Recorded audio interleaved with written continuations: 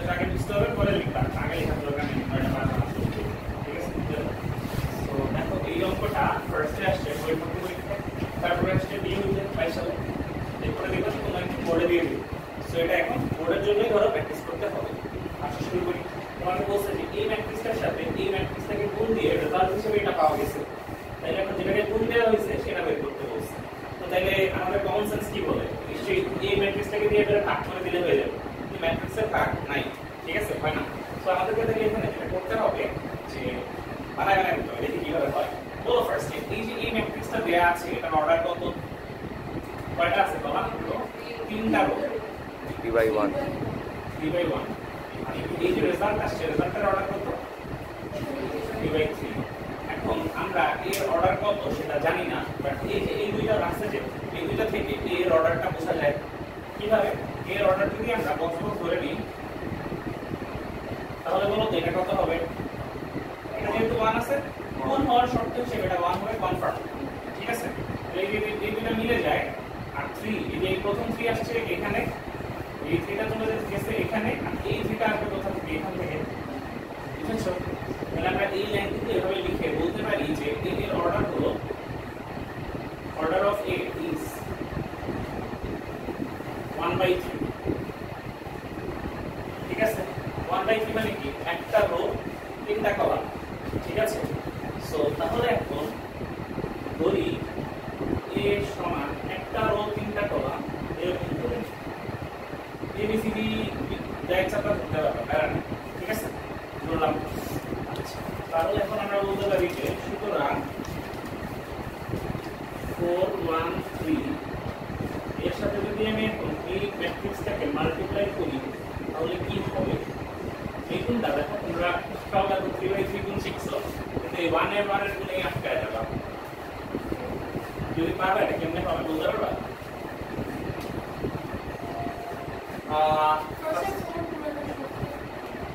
Four পুরোটার সাথে মানে তুমি কি বলছো 4x প্লাস এরকম হবে, হয় না।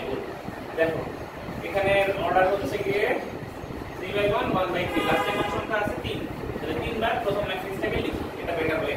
4 1 3 4 1 3 4 1 3।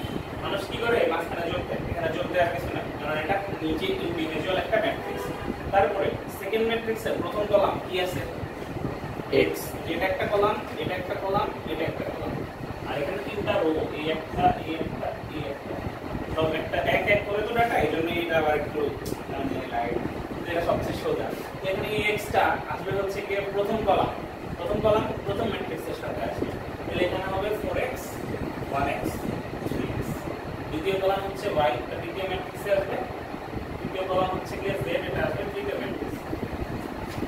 তাহলে এখন আমরা এটা যদি করি বলতে পারি যে এটা সমান কত দেয়া আছে, এই জিনিসটা দুইটা ম্যাট্রিক্স,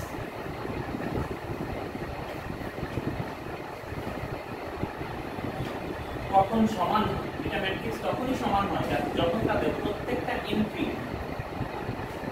সমান হবে।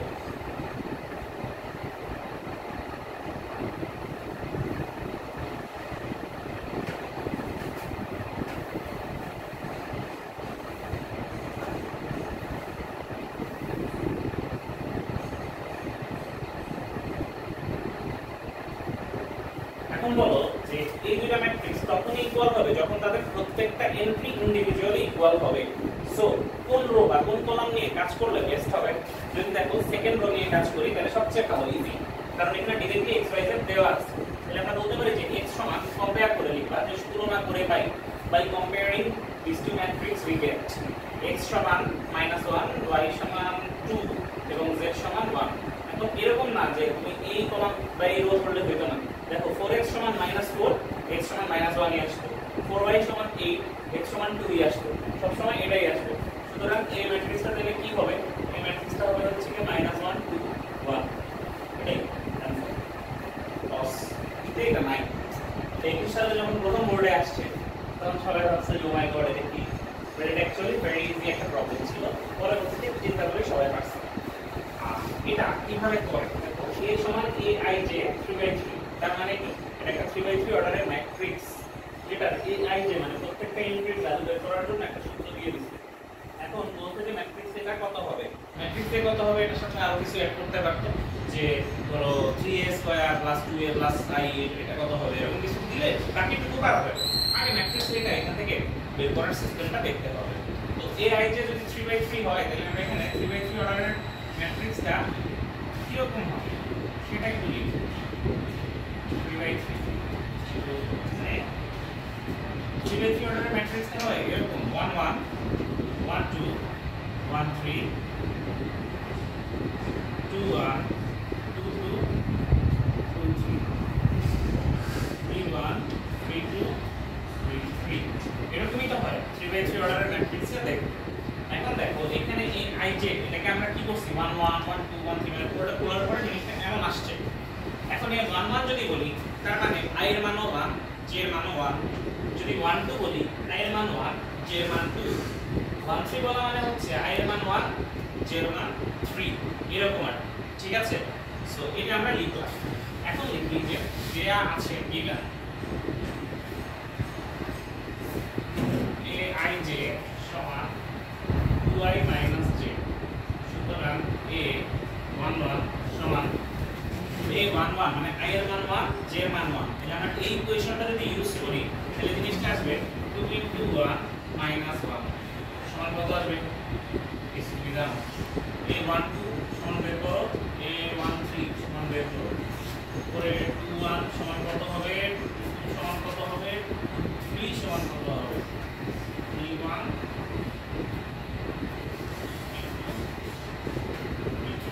তো 1 2 যদি বের করতে যাই তাহলে সেটা কত আসবে, 2 * 1 - 2, আর 1 3 হচ্ছে 2 * 1 - 3।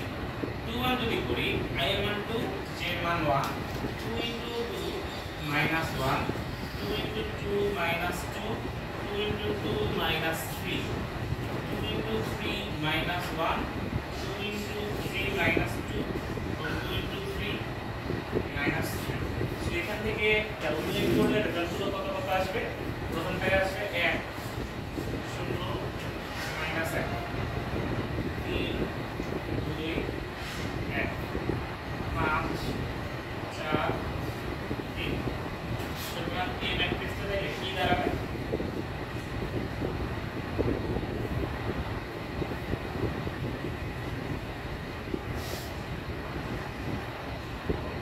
এখন যদি তোমাকে অন্য কিছু বের করতে বলে এটা থেকে তুমি সেটা বের করতে পারো। 21 সালে ওদের পরীক্ষাটাই হয়েছিল 2 ঘন্টায় জাস্ট 2টা সিকিউ, তাই ওদের প্রত্যেকটা সিকিউই অনেক বড় বড় ছিল। তো ওটা কম্পেয়ার করে আপনি এইটুকু কি তুমি মোটামুটি বলতে পারো 4 মার্কের প্রশ্ন, আর এটার সাথে যদি বলতে পারো যে a স্কয়ার এর ভ্যালু কত, তাহলে এটাকে এখন স্কয়ার করলেই হবে। বুঝতে পারছো কি? ইভেন 23 সালে আবার এটা একটা সিমিলার টাইপ প্যাটার্নের প্রশ্ন আরেকটা বোর্ডে আসছিল, বোঝা যায় যে এটা একটা সুন্দর স্টাইল এখন প্রশ্ন আসার জন্য। বাস আর প্রশ্ন বলছে যে যদি a ট্রান্সপোজ আর a অ্যাড করলে i পাওয়া যায় তাহলে আলফার মান কত, পরের প্রশ্ন। রাজশাহী ইউনিভার্সিটিতে আসছে কারণ এক ইজি কোশ্চেন আসলে কি। এখন এখানে a ট্রান্সপোজ যদি করি এটাকে ট্রান্সপোজ করলে কি হবে, লোয়ার কলাম ইন্টারচেঞ্জ হবে, তাই না? তো লোয়ার কলাম যদি ইন্টারচেঞ্জ হয় তাহলে এটা হচ্ছে ফার্স্ট রো, এটা হয়ে যাবে first column cos alpha minus sin alpha, এবং এটা হচ্ছে সেকেন্ড রো, এটা হয়ে যাবে second column sin alpha cos alpha. এখন যদি আমি a আর a ট্রান্সপোজ কে অ্যাড করি তাহলে কি cos alpha minus sin alpha sin alpha cos alpha, এটার সাথে যোগ দিব এটাকে,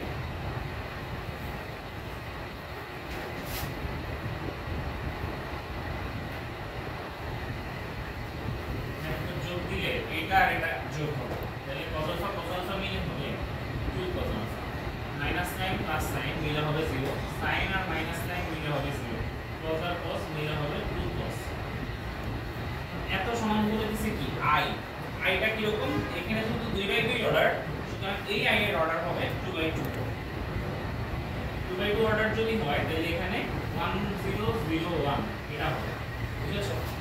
এখন তাহলে যদি এটা হয়ে থাকে আমরা দেখি যে 0 আর 0 ম্যাচ করে গেছে, 0 আর 0 ম্যাচ করে গেছে, তাহলে 2 cos আলফা সমান 1 বলা যায়। সুতরাং আমরা যদি কম্পেয়ার করি ওই দুইটা তাহলে আসবে 2 cos আলফা সমান 1, তাহলে cos আলফার ভ্যালু আসবে হাফ, আলফার ভ্যালু তুমি বলো 60। এখানে কিন্তু কোশ্চেনে বলা ছিল যে আলফা সূক্ষ্মতম, আলফা ইজ অ্যাকিউট